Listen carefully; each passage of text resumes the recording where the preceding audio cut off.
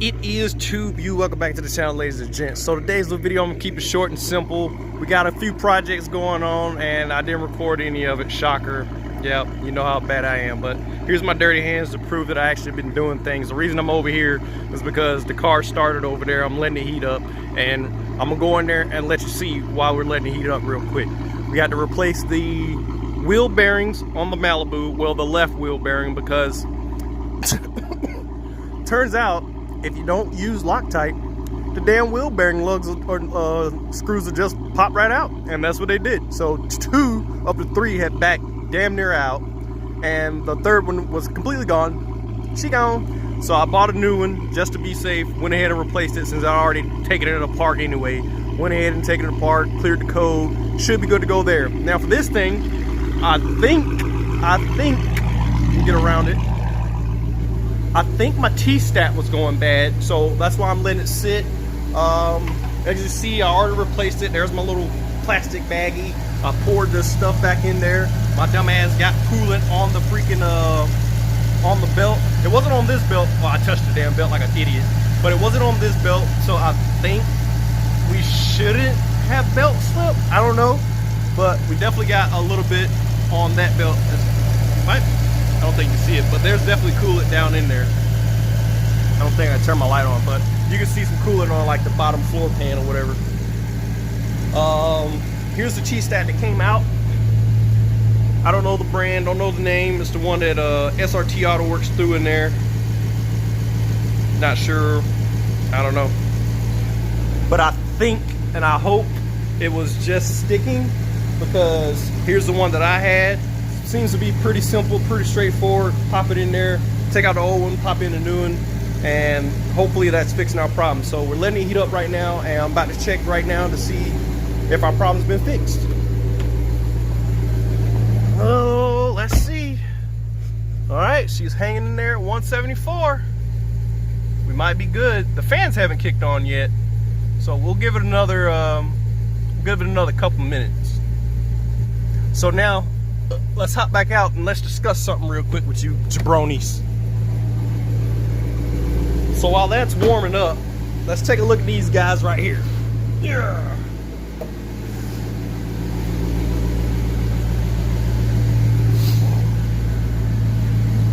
So as you guys remember, a few months back and a couple of videos ago, I put on a nice little set of iBot Pro lowering springs, and I didn't bother with getting an alignment. Reason being is because it rode so good. It rode just the same as it did before putting the springs on, so I didn't feel there was a need to get an alignment, you know what I'm saying? Well, fast forward 5 months later, one fresh set of Hoosiers later, and this is the issue I ran into. So for all of you saying that I'm making excuses, oh man, how many excuses you got? How many excuses? You sound like my defame. Yeah, okay, excuses my ass. That look like excuses to you? I'm not fucking spinning for no damn reason. Well, the issue has been figured out, and the issue will be addressed properly. So if anyone's in the market for a set of iBot Pro lowering springs, let your boy know. Fit 6'2" and 6'4" applications. I don't know about 5'7", but definitely 6'2" and 6'4". And yeah, so here's the tire wear marker. And mind you, I just got these maybe 3-4 months at the most ago, and haven't been crazy daily driving them. I've done maybe 3 burnouts on them. And here's the last tire wear marker right here. It's supposed to be diagonal across the tire. I don't know if you guys remember from that video, but they're supposed to go across like that. And as you can see, all the rest are all gone. We're down to the damn wire over here. The right, this one's from the right side, or no, yeah, this one's from the right side, and this one's from the left side. And you see the left isn't near as bad as the right side. So if you remember all those videos where I was complaining about how it immediately starts kicking to the left, that's why. The right seems to be a little more out of whack than the left side, and that's exactly why I keep pulling to the left. But don't get it twisted, this side's still pretty screwed up as well. As you can see, only one tire wear marker on this one as well. All the rest are gone. So yeah, if somebody wants some halfway decent tires, just kidding. I don't know what to do with these. I can't even sell them at this point. That's a real shame. 100% waste of money. So lesson learned, guys. If you get iBot Pro lowering springs, make sure you get that alignment. It's that simple. But I'm not taking them off because I don't want to do the alignment. I'm taking them off because I have no give in the springs. That's the main reason I'm taking them off. Once I go to the drag strip, it's just gonna fight me.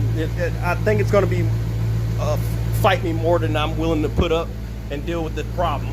So I'm just gonna sell the springs and put the OEM ones back on, because I saw a couple of videos and pictures where guys were setting some pretty good 60-foot times with just the stock springs, and being lowered with not near as much spring rate. I definitely won't be able to do near as good as they are at the drag strip. Could get low Demon Killer springs, but I'm still not a believer in them. I'm sorry, I haven't seen enough proof that they just cut ridiculous 0 to 60 or 60-foot times. I'm sorry, I'm just not a believer in the Demon Killer springs. So yeah, I'm just gonna stick with the OEM ones. It's a real shame. I really like the way the car looks. Oh, another reason I'm swapping them out is because I got the 315 by 50 17 Mickey Thompson's Street R's, and as you guys know, you have to cut the wheel, or for my Mopar guys out there, you have to cut a little bit and do a little bit of fitment work back there. Know what I'm saying? Get the hammer out to make those things fit, and that's for stock height. Now, I asked Tommy, because he's lowered on the same exact springs, and he has the 315 Mickey Thompson EC Street R's on his car as well, and he said he had to cut a lot out, and that's just more than I'm willing to do. More of a headache, and it's not going to be conducive to whenever we go to the track. So I'm not about it. I don't feel like dealing with the headache and more alignment issues, so I'm just going to put the OEM ones back on, go get an alignment done, and we're just going to send it on the OEM springs. So whenever I take them off, if you're in the market, hit me up, man.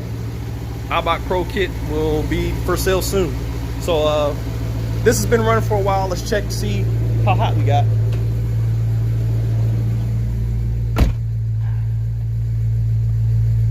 $177, that's a good sign. That's a good sign. All right, so I'm gonna take it for a spin and we'll see. Everything seems to be working just fine now. This is working better, because the other T-Stat will like let it get above 180. It would be like 186, 190 is the highest I saw it get.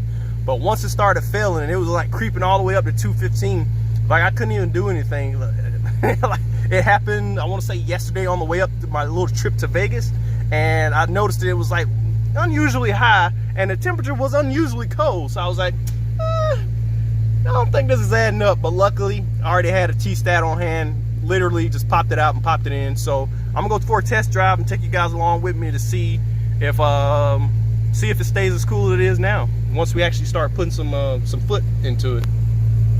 Close that up. So let's back down off of these boards and hit the street real quick. All right, Tube You, so we're cruising around now, and the car's sitting right at 185. I just made a pull. I'll make another one for you guys up here, and it's sitting at 185. So the T-Stat is doing what it's supposed to do, and the T-Stat was the problem, because before that it was hovering around the 215, and whenever I would get on it, it would start creeping up right past 215. Highest I saw it get was like 220, and I don't want to risk anything, so I just put it on auto mode and just rode it out. Nothing, no crazy pulls. I would do like maybe a throttle blip at the most, and that was it. But before I get back into the T-Stat, back to the Hoosier tires that we were speaking about earlier. So I put these stock tires back on, and I don't understand why those Hoosiers got burned away so quickly. Obviously the car needs an alignment, but I've been driving around on the stock tires for quite some time, and they don't look nearly as bad as the Hoosiers. I've been sliding this car around little corners, nothing crazy, you know what I'm saying? I can't slide, don't get me wrong. Like, I literally just slide it and let it catch itself, just a little bit. I can't do anything crazy, but I've been doing crazy stuff, burnouts, peeling out, and the tires, the stock tires don't look near as bad as those Hoosiers. Those things are down to the wire, and I can't explain it. I don't know why. I drove all the way to Vegas on these stock tires, all the way back, obviously, and they look the same. They look the same. So I'm not going to bother getting an alignment before I take the springs off. Obviously, that's just stupid. So as soon as I get the springs put back on, the OEM springs put on, I'll get an alignment then, just to make sure that the alignment and everything's good to go before I put the Mickeys up there, because I'm not trying to waste another set of drag tires, because I just got those Hoosiers not even, what is it, can't be any more than 4 months ago. I can't tell you. You guys, you can look through the videos. I don't know how long ago it was, but it wasn't long ago. And oh man, this frustrating. So we're gonna raise it back up so I don't run into more suspension problems, and I don't want any rubbing or anything like that. So we're gonna have to do some cutting, obviously, because they're 315s. We're gonna have to do a little bit of cutting, and we're gonna have to do a little bit of hammering. But other than that, we should be good to go. And for me to be chasing that 9-second slip is not gonna be very conducive to me achieving my goal. So fuck all that. We just gonna put the OEM ones back in, and we're gonna let that shit ride. So should be good to do a pull. I'll do a small one for you guys. I'll roll into it. Actually, I'll put it back and forth. But on these tires, man, I was able to make a couple of pulls, and it feels so much. I feel so much more confident in the car. It's a night and day difference. Yep, I felt it sliding, but as you can see, we're still hanging out at 185. So that's good. So obviously, if I punch it like I just did, it's still going to spin. But I've made a few pulls now, and I wasn't worried about the ass end being all floaty and stuff the whole damn pull. So as soon as I felt it stepping out, I just let out, and you know, it catches itself. But on the Hoosiers, it's just floaty. It's just floaty. And for you guys saying that I was making excuses, the death wobble, here's a couple of screenshots of other guys saying the exact same shit that I was saying. And of course I chimed in, and more people chimed in. So take a look at the screenshots I'm putting up right here, and they're saying the exact same thing that I said. So I'm not making excuses. That's the tires. That's multiple people saying the exact same thing. That's really all I got for you guys, man. Just a short little update video, and a screw you to the haters saying that I was making excuses. Let me move those tires real quick. But 185, she made a couple of pulls. That was 2 pulls. I didn't only recorded 1, but that's 2 pulls, and she's holding exactly where she needs to be. And if you're thinking about doing a T-stat, just go ahead and grab yourself one, man. You literally just pop it in, and you can be running around a lot damn cooler. So yeah, if it's your first time stopping by, like, subscribe, hit the bell icon so you guys get a notification when these videos go up. So on the Instagram channel, low 376 slow, all one word. I'll put it down in the description, man. Until next time, tube you, I'm out. Peace.